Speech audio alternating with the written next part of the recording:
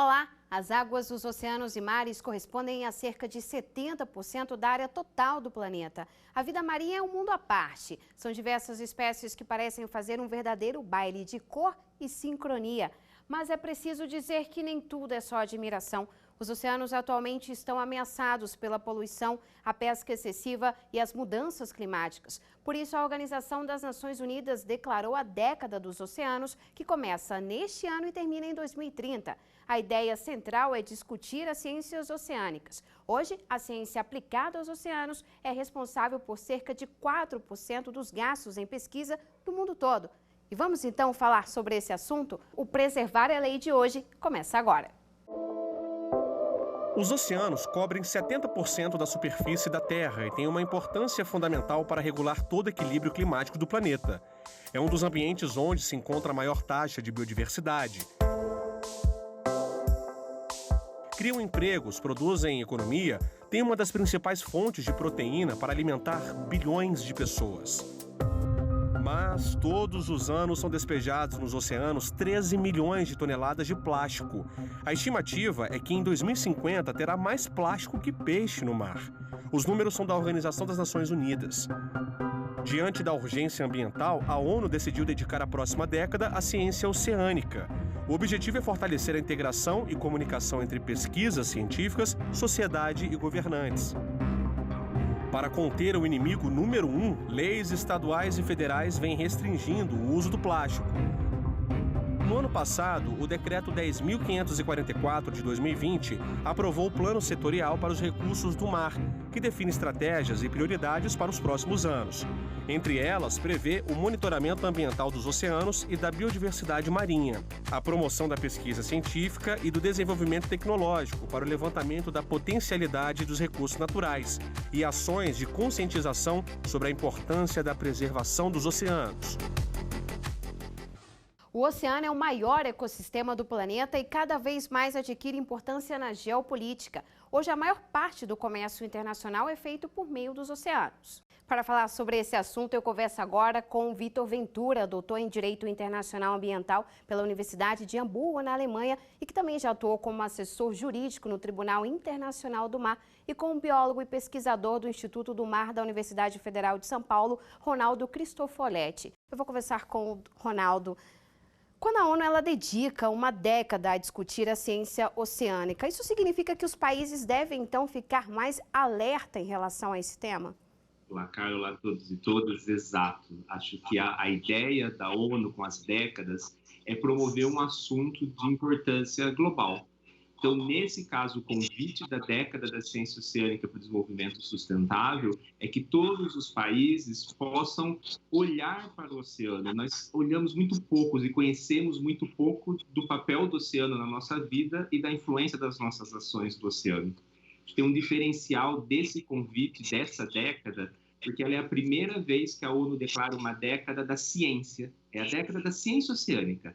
É quando a ciência ela dá suporte para a tomada de decisão de indivíduos, de instituições, de como for.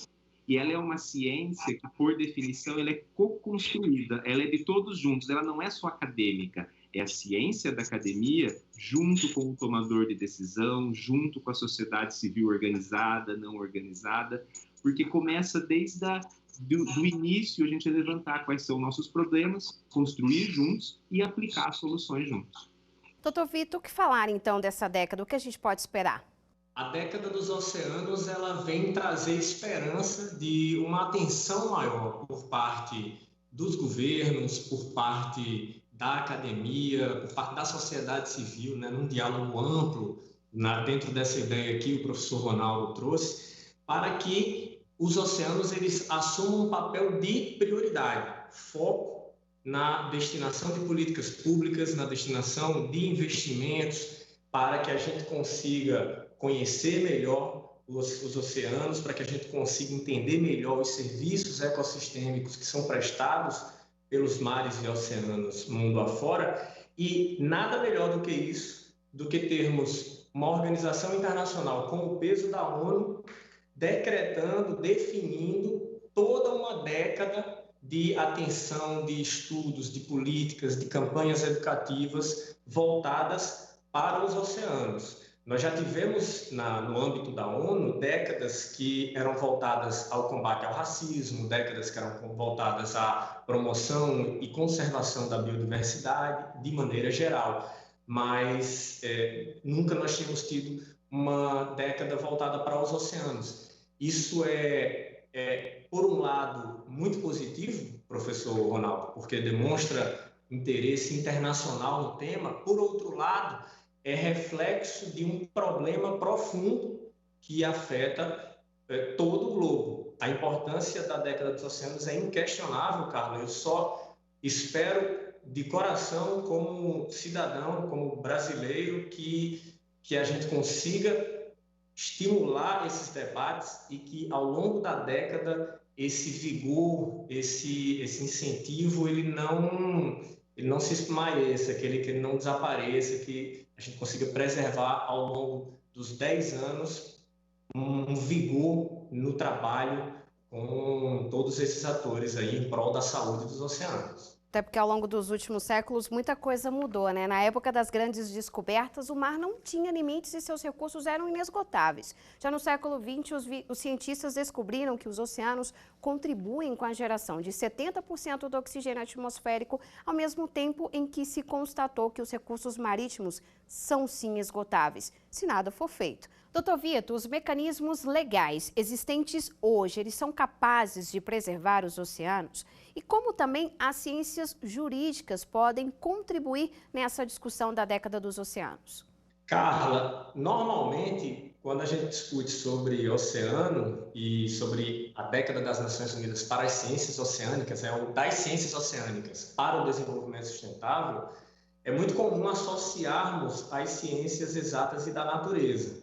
Porém, é indiscutível a importância de nós inserirmos as ciências sociais e humanas no tratamento dado aos oceanos, nas discussões e no planejamento dessa década dos oceanos. Do ponto de vista jurídico, essa contribuição ela pode se dar através da busca por soluções normativas a problemas que afligem hoje os oceanos. Nos planos político-pedagógicos das universidades, é muito importante que nós tenhamos nas ciências jurídicas e nas ciências sociais matérias que se voltem, que se dediquem ao estudo dos mares e oceanos. Ou seja, a academia toda reunida, mas olha, não é só a academia não. E agora eu quero falar com você que nos acompanha. Presta atenção nesse número. O plástico ele pode levar até 400 anos para se decompor. São 4 séculos para que um material desapareça do meio ambiente. E por ano, quase 13 milhões de toneladas de plástico vão parar nos oceanos, onde se fragmentam em pedaços menores e fica quase impossível fazer a limpeza dos mares. Mas tem gente que se esforça. É o caso de uma jovem lá da Tailândia. Vamos conhecer o projeto dela. Ketika kita bersih-bersih tuh bener-bener udah kayak supermarket karena ngelihat sampah tuh banyak banget jenisnya dari mulai yang kecil-kecil seperti sampah plastik kresek, sedotan, terus saset sampai yang gede-gede kayak kasur, kipas angin, terus lemari. Banyak banget deh hal yang aneh yang harusnya nggak ada di bawah laut tapi kita temuin.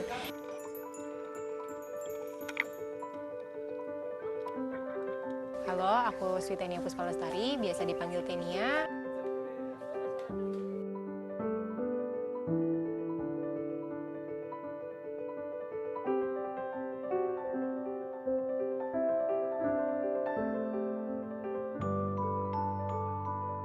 Yang sampah di daur ulang sekarang sudah banyak yang langsung dihubungkan dengan pusat daur ulang, bisa dijadikan baju, kayak gitu, segala macam.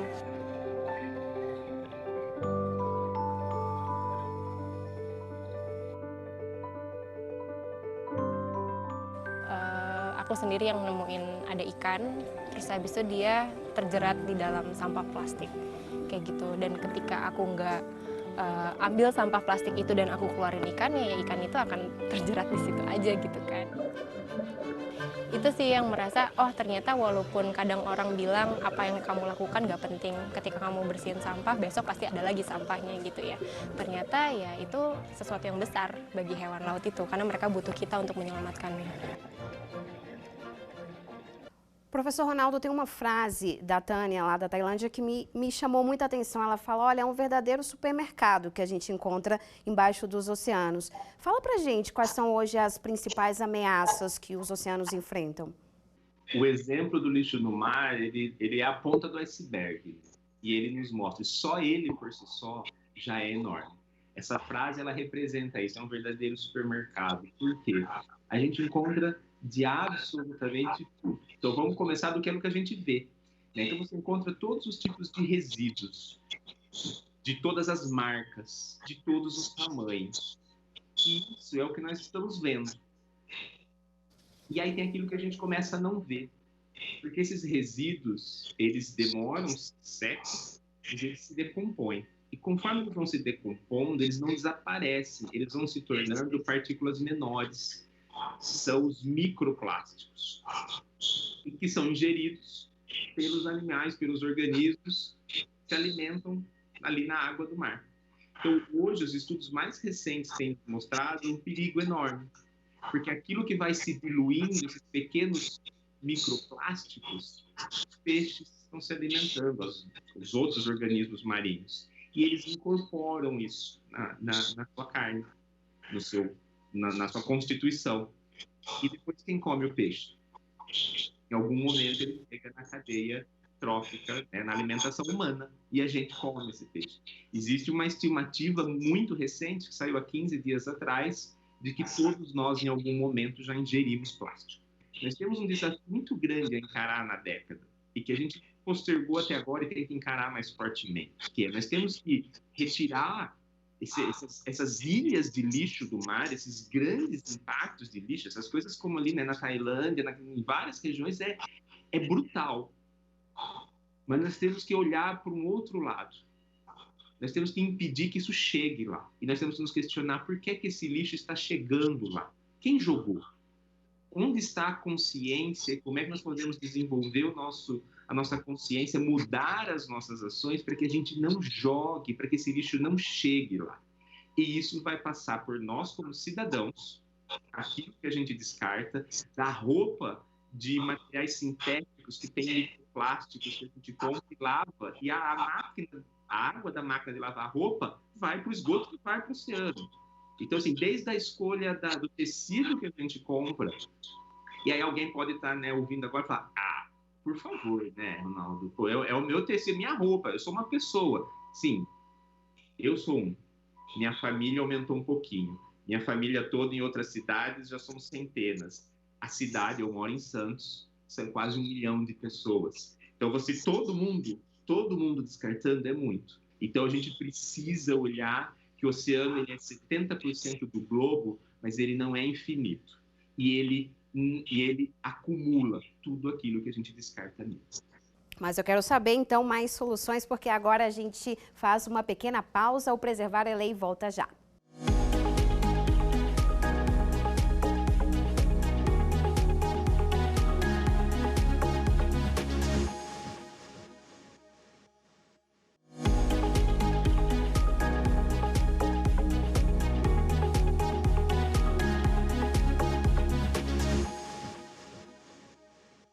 O Preservar a Lei está de volta e olha, o Brasil tem mais de 7.000 quilômetros de costa e área oceânica. Dessa área se extrai, por exemplo, 97% do petróleo, 85% do gás natural e 45% do pescado produzido no país. A economia do mar contribui com aproximadamente 19% do produto interno bruto brasileiro. E toda essa área é chamada de Amazônia Azul. Nela existem recursos naturais e uma rica biodiversidade ainda não conhecida. A área costeira brasileira não deixa de ser cobiçada, inclusive para a exploração econômica. E agora eu volto aqui com os nossos convidados. Doutor Vitor, eu gostaria que o senhor falasse sobre qual o impacto que a década dos oceanos pode ter no Brasil, principalmente quando a gente fala em aproveitamento sustentável e duradouro dos recursos marinhos aqui no país. Nós temos, sim, uma dependência, dos hidrocarbonetos, combustíveis fósseis que são extraídos da área marítima sobre a qual o Brasil exerce algum tipo de jurisdição, é o caso do pré-sal, mas o que de fato se espera da década dos oceanos é que o país consiga caminhar rumo a uma transição dessa matriz energética. E aí, trabalhar para estimular parques eólicos offshore, o uso e o aproveitamento de energias renováveis, como a maremotriz, que é a energia das marés, e outros tipos, como a fotovoltaica também, energias renováveis offshore. Esse é um dos desafios e é o que se espera da década dos oceanos, juntamente com outras medidas de estímulo ao conhecimento, produção de conhecimento e partilha, sistematização desse conhecimento produzido pelas universidades, pelos órgãos públicos, governamentais, e de partilha com a sociedade civil para conscientização, né, para que nós consigamos ganhar mentes e corações durante essa década dos oceanos. Segundo a Organização das Nações Unidas, o oceano estabiliza o clima, armazena carbono, produz oxigênio, sustenta uma biodiversidade e dá suporte direto ao bem-estar humano por meio de recursos alimentares, minerais e energéticos, além de fornecer serviços culturais e recreativos. E não é só isso. Agora a gente vai ver uma imagem aqui no telão. Os oceanos são importantes moduladores do clima global e dos riscos naturais relacionados às condições meteorológicas.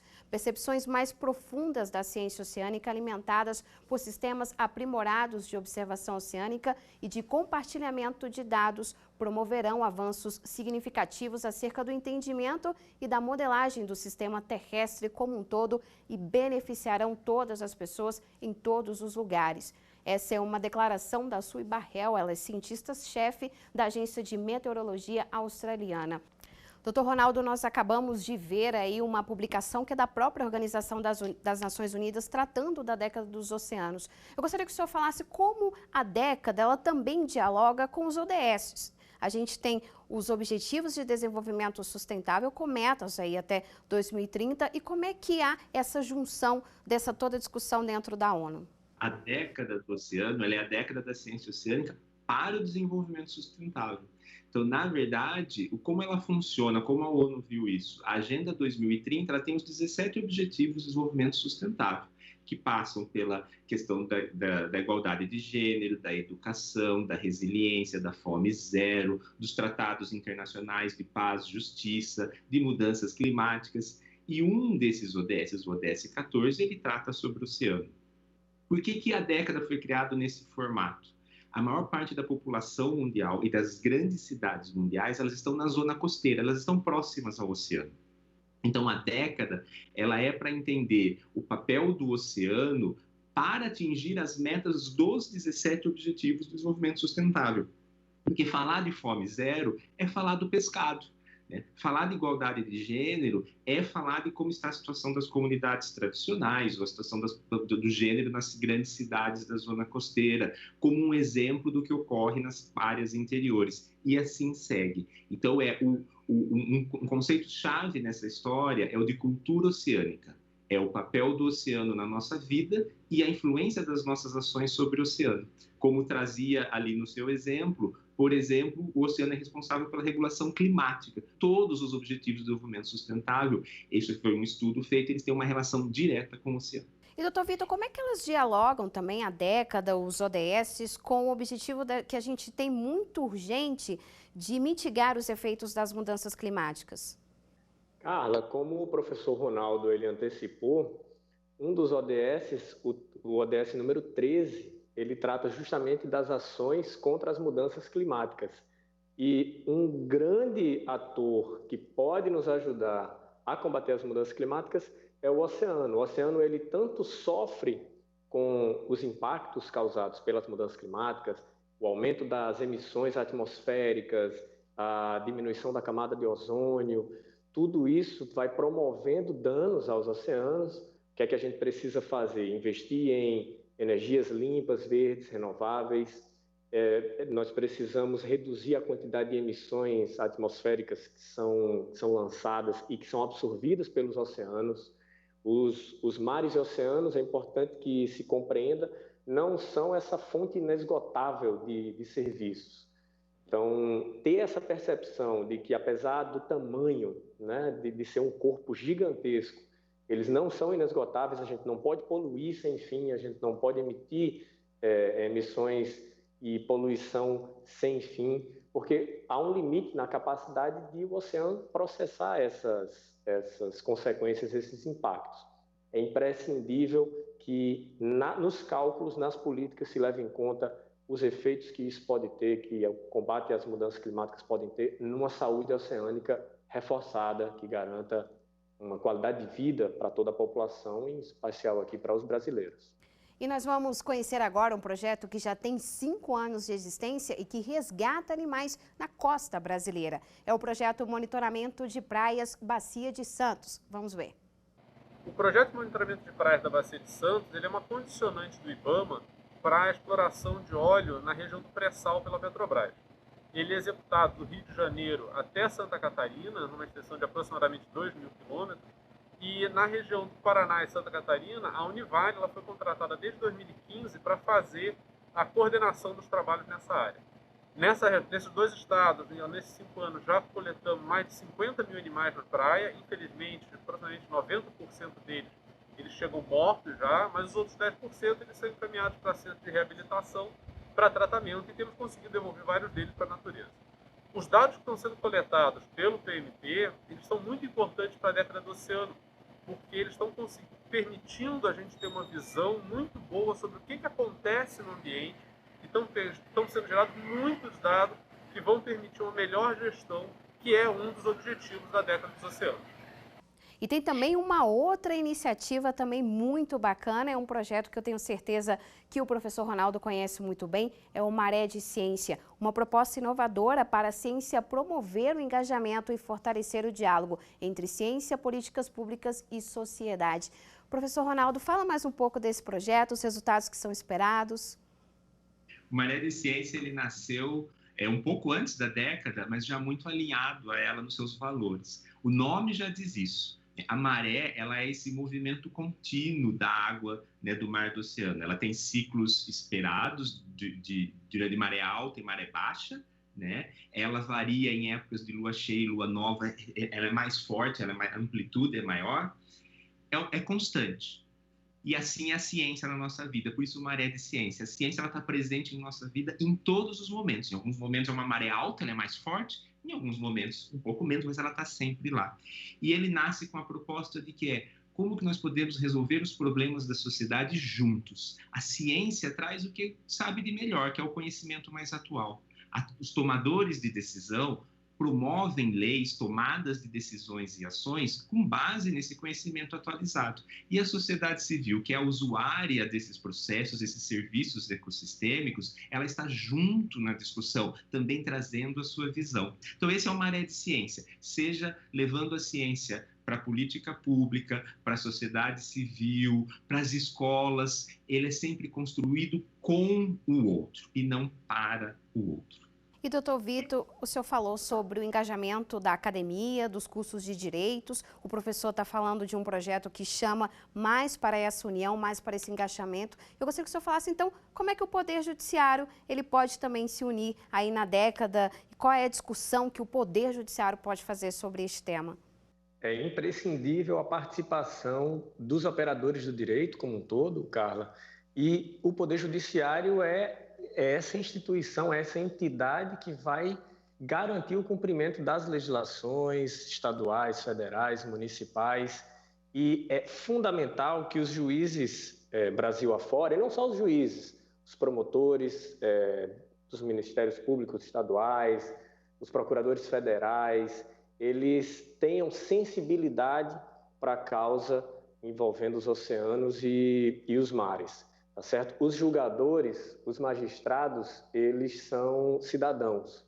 Então, é indispensável que, na análise jurídica, técnica que eles façam de determinada questão, que seja levada ao crivo do Poder Judiciário, é fundamental que, nessa análise, venha ali valores de conservação, de cuidado com os oceanos. A litigância climática é um tema que ganha cada vez mais força no Brasil, e a litigância climática ela tem um aspecto muito voltado para os oceanos. Então é importante que, no momento em que a sociedade civil brasileira, que os cidadãos, as organizações elas se estruturem para fazer valer seus direitos através de ações judiciais, é muito importante que o Poder Judiciário esteja pronto, que esteja sensível a receber essas ações, a conhecer dos argumentos que são lá colocados, a entender a multidisciplinaridade da matéria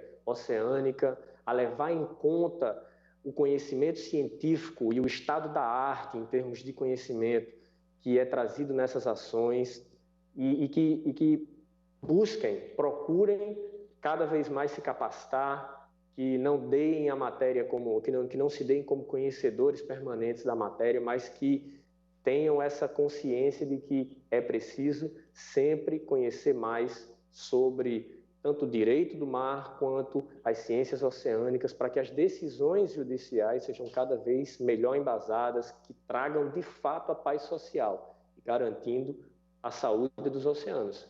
Essa é a meta principal. A gente está quase terminando, bem rapidinho eu queria saber dos nossos dois convidados, assim, o que dá para a gente fazer já, prático. Doutor Ronaldo.